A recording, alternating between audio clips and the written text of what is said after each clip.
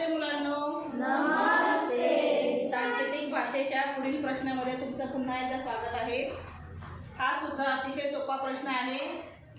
शब्दावर काही आकृत्या दिलेल्या आहेत आणि त्याच्यावरून आपल्याला दिलेल्या शब्दासाठी आकृती शोधायची आहे. प्रश्न पहा.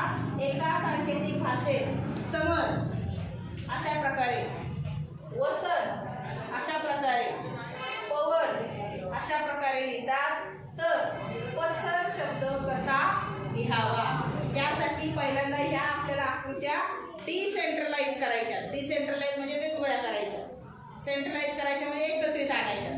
पहिल्यांदा इथं डिसेंट्रलायझेशन करायचं आणि नंतर सेंट्रलायझेशन करायचं, नंतर त्या एकत्र आणायच्या. तर पहिल्यांदा आपल्याला शोधायचा आहे कुठला शब्द? पसर. पसरसाठी प अक्षर शोधायचे. तर प साठी कुठली आहे? गोल आणि टिंब एकाच ठिकाणी आहे ना. मग या ठिकाणी गोल आणि टिंब कुठे आहे? पर्याय क्रमांक 1 आणि पर्याय क्रमांक 4. हे दोन आपली उत्तर संपलेली आहेत. स कशा प्रकारे? स त्रिकोण. स त्रिकोण. दोन्ही ठिकाणी त्रिकोण आहे.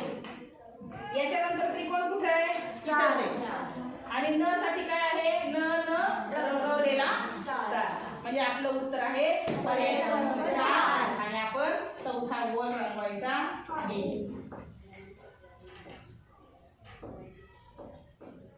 आता ह्याच्यामध्ये इतका सोपा प्रश्न घ्यायचं कारण काय? सोप्यातून अवघडाकडे जायचंय. बऱ्याच वेळेस काय होतं की या ठिकाणी स ला त्रिकोण वापरलेला आहे, परंतु पुढच्या वेळेस त्रिकोण वापरलाच जाईल असं नाही. कधी कधी मोठमोठी अक्षरांचे गट दिलेले असतात आणि त्यावेळेस तो त्रिकोण मागे पुढे सुद्धा वापरत असतात. तो सुद्धा प्रश्न मी तुमचा एखादा घेणार आहे. हा प्रश्न तुम्हाला सुटला का?